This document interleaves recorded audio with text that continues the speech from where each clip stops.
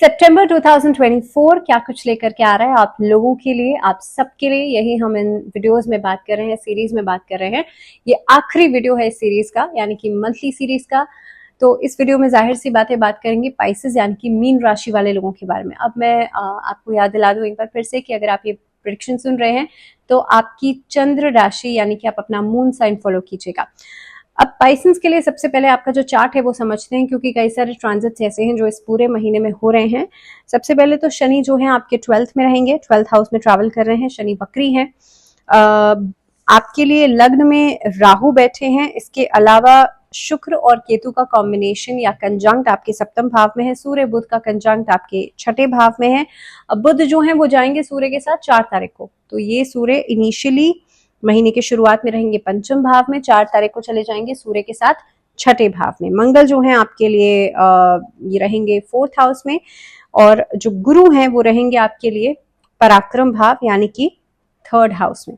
अब सबसे पहले बात करते हैं कि आप लोगों के लिए कार्यक्षेत्र कैसे प्रभावित होगा, करियर के दृष्टिकोण से ये पूरा महीना कैसा रहेगा। तो देखिए, नौकरी जो लोग कर रहे हैं उन लोगों के लिए आपके साथ काम करने वाले जो लोग हैं, आपके जो सहकर्मी हैं, उनका पूर्ण सहयोग मिलेगा। देवगुरु बृहस्पति जो कि आपके दशम भाव के लॉर्ड हैं, तीसरे भाव में रहेंगे। दैट मीन्स कि मेहनत जितनी आप कर रहे हैं उसके अकॉर्डिंगली आपको रिजल्ट्स भी मिलेंगे। ऐसा नहीं होगा अभी तक कि भाई जो आप कर रहे थे उसके हिसाब से आपको आउटपुट नहीं मिल रहा था, तो आउटपुट जो होगा वो आपके लिए सेटिस्फैक्टरी रहेगा। इस अवधि के अंदर सबसे ज्यादा इंपॉर्टेंट क्या है कि आपको आलस्य प्रवृत्ति से बचना है। आज के काम को कल पर टाल दिया, फिर उसके बाद परसों पर टाल दिया, या जो सोच रहे हैं उसके अकॉर्डिंगली काम नहीं किया, इम्प्लीमेंट नहीं किया, इन चीजों से बचना है। हालांकि इस अवधि के अंदर कहीं ना कहीं पे समय पर काम पूरा करना ये मेन प्रायोरिटी आपकी होनी चाहिए। छठे भाव के स्वामी सूर्य जो है महीने की शुरुआत में लगभग छठे भाव में रहेंगे, और इस अवधि के अंदर क्योंकि छठा भाव जो होता है, देखिए रोग ऋण शत्रु का भाव है, इस अवधि के अंदर आप के सामने चुनौतियां कई सारी आ सकती हैं, लेकिन उन चुनौतियों को दरकिनार करके आप आगे बढ़ेंगे। तो दैट मीन्स महीने की शुरुआत जो रहेगी वो बेहतर रहेगी। कार्यक्षेत्र में सफलता बनती हुई नजर आती है, लेकिन महीने के उत्तरार्ध में होगा ये कि 16 सितंबर से सूर्य सप्तम भाव में चले जाएंगे, जहां पर केतु भी ऑलरेडी बैठे हैं। अब यहाँ पर देखिए मंगल और बृहस्पति दोनों की दृष्टि है।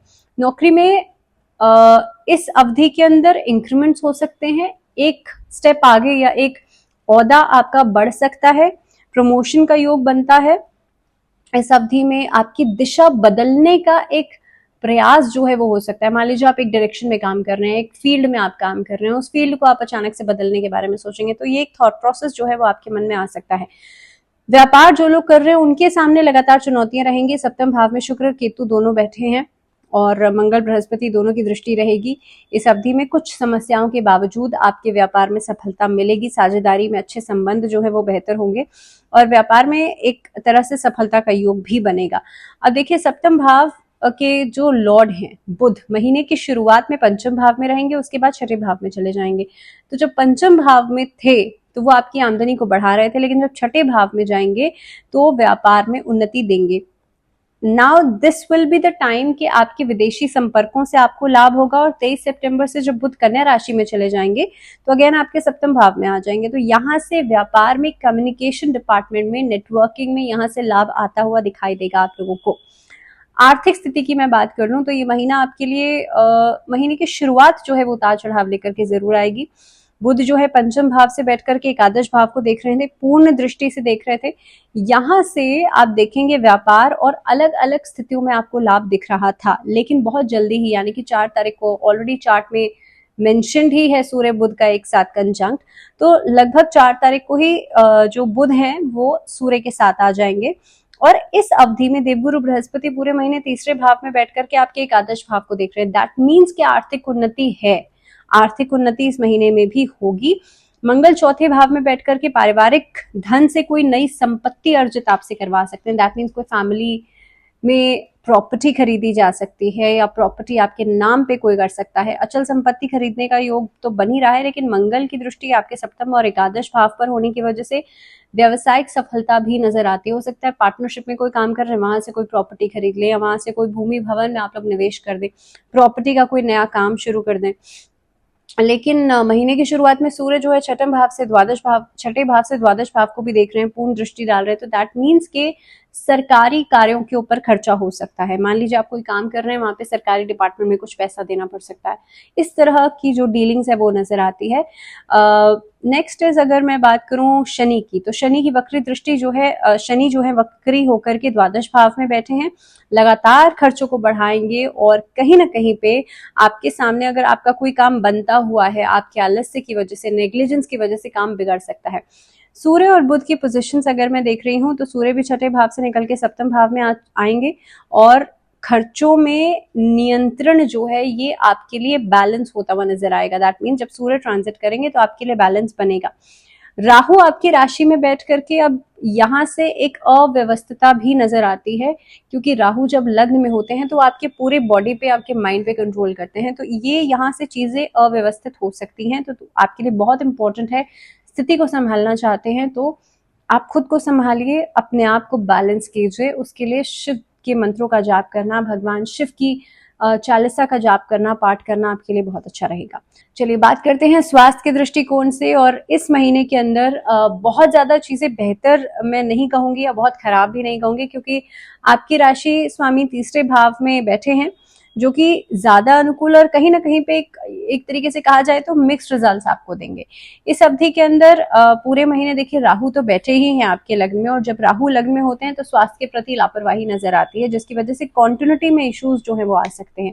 तो पहली बात तो ये है कि आप अपनी चोट आदि लगने को लेकर के थोड़ा सा अलर्ट रहिएगा। शनि पूरे महीने वक्री बैठे हैं द्वादश भाव में, ये भी स्वास्थ्य को बिगाड़ सकते हैं। पैरों में चोट की समस्या परेशान कर सकती है, पैरों में मोच आ सकती है, किसी तरह का कोई स्प्रेन आ सकता है, आंखों में एलर्जी, या फिर खास तौर पे अगर मैं यहाँ से आपकी शनि की दृष्टि की बात करी जाए तो इस अवधि में आईज में एलर्जी की वजह से बल्कि स्किन इश्यूज भी इनिशियल फेज में परेशान कर सकते हैं।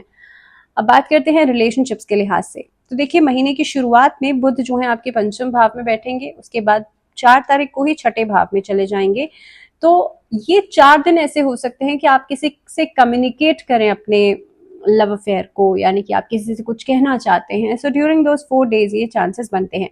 4 सितंबर से ही बुध छठे भाव में चले जाएंगे, कहासुनी को बढ़ाएंगे, या ऑलरेडी चलते हुए रिलेशनशिप्स में भी संघर्ष से आपको जूझना पड़ सकता है। एक दूसरी स्थिति को अगर मैं देख पा रही हूं तो यहाँ से कहीं ना कहीं पे महीने के उत्तरार्ध में स्थितियां ठीक रहेंगी। एक दूसरे को अगर आप बातचीत करते हैं तो कम्युनिकेशन से चीजें बेहतर हो जाएंगी जब बुध जो है वो सप्तम में चले जाएंगे। तो 18 सितंबर से जो शुक्र हैं वो भी तुला राशि में अष्टम भाव में चले जाएंगे, जिसकी वजह से ससुराल पक्ष से दिक्कतें आ सकती हैं। यहाँ पे किसी पार्टी में, किसी फंक्शन में को अटेंड करने का मौका तो आपको मिलेगा, लेकिन कहीं ना कहीं पे ससुराल पक्ष से दिक्कतें बढ़ेंगी। अब ऐसी स्थिति के अंदर कोई भी बड़ा डिसीजन है वो आप इस अवधि में नहीं लें। 23 सितंबर को जब बुध जो है वो सप्तम भाव में जाएंगे तो ये परिस्थितियों में बेहतरी लेकर के आएंगे, कम्युनिकेशन बेहतर हो सकती है। पारिवारिक जीवन के लिहाज से बात की जाए तो दूसरे भाव के स्वामी मंगल जो है पूरे महीने चतुर्थ भाव में रहने वाले हैं। इसके लिहाज से अगर देखा जाए तो कुटुंब को लेकर के, संपत्ति को लेकर के वाद विवाद खड़ा हो सकता है, तो थोड़ा सा अलर्ट रहिएगा। आप बहुत ज्यादा बातचीत में कोशिश कीजिएगा कि मुंह जुबानी अगर कोई बात कर रहे हैं या कोई ऐसा काम है जो कि आपको डॉक्यूमेंटेशन में करना चाहिए उसको आप वर्बली कर रहे हैं, तो ऐसी स्थितियों में थोड़ा सा अलर्ट रहिएगा। द्वादश भाव में वक्री शनि है और उनकी दृष्टि दूसरे भाव पे पड़ती है, जिसकी वजह से बाहरी व्यक्तियों के हस्तक्षेप की वजह से घर परिवार में दिक्कतें आ सकती हैं। सो बी वेरी श्योर, आपके जो दादा दादी हैं या उनके कोई बड़े हैं, उनकी पारिवारिक संपत्ति जो है उनको वो मिलने का योग एक तरह से बनता हुआ नजर आता है, लेकिन कहीं ना कहीं पे डिस्प्यूट्स भी आ सकते हैं और परिवार में अशांति भी बढ़ सकती है। अब शुरुआती 4 दिन जो रहेंगे जब तक बुध जो है वो पंचम भाव में है, उसके बाद 23 सितंबर को फिर से एक ट्रांजिट होगा छठे भाव से, फिर सप्तम भाव में चले जाएंगे। ये जो ट्रांजिशन होगा यहाँ से पारिवारिक शांति बनना शुरू होगी और ये कहीं ना कहीं पे अनुकूलता लेकर के आएगी। लेकिन कुल मिलाकर अगर देखा जाए तो मदर की हेल्थ को लेकर के थोड़ा सा कॉशियस रहेगा, but this is for sure कि इस महीने के अंदर कोई नई प्रॉपर्टी जो है पारिवारिक स्तर पर खरीदी जा सकती है। स्टूडेंट्स के लिए अगर मैं बात करूं तो देखिए पाइसेंस के लिए, स्टूडेंट्स के लिए ये महीना थोड़ा सा कॉन्फिडेंस को बढ़ाने का रहेगा, क्योंकि अंडर कॉन्फिडेंट होकर के अगर आप कोई भी कार्य करते हैं तो उसमें सफलता नहीं मिलेगी, लाभ नहीं मिलेगा। इस महीने के अंदर बच्चे एक्स्ट्रा करिकुलर एक्टिविटीज में बहुत अच्छा प्रदर्शन कर सकते हैं। इस महीने के अंदर कला के क्षेत्र में बहुत अच्छा प्रदर्शन कर सकते हैं। बट अगेन वही चीज है कि थोड़ा सा अपने फोकस को बढ़ाइएगा और कॉन्फिडेंस को बढ़ाइएगा। क्या उपाय किया जा सकता है इस महीने के अंदर स्वास्थ्य को बेहतर करने के लिए? पहली बात तो विष्णु सहस्त्र नाम का पाठ जरूर कीजिएगा। आप किसी न किसी संकट से अगर जूझ रहे हैं या कोर्ट कचहरी का कोई मामला है तो काल भैरव अष्टक का पाठ कीजिएगा। शनिवार के दिन करना है और संध्या काल के समय करना है। और कोशिश करें कि आप संध्या काल के समय शनिवार के दिन शनिदेव के समक्ष एक तेल का दीपक जरूर जलाएं। इससे भी आपके लिए जो मुश्किल चीजें हैं वो बेहतर हो जाएंगी। तो इसी के साथ इस वीडियो में फिलहाल इतना ही। दीजिए इजाजत, लेकिन जुड़े रहिए चैनल के साथ। नमस्कार।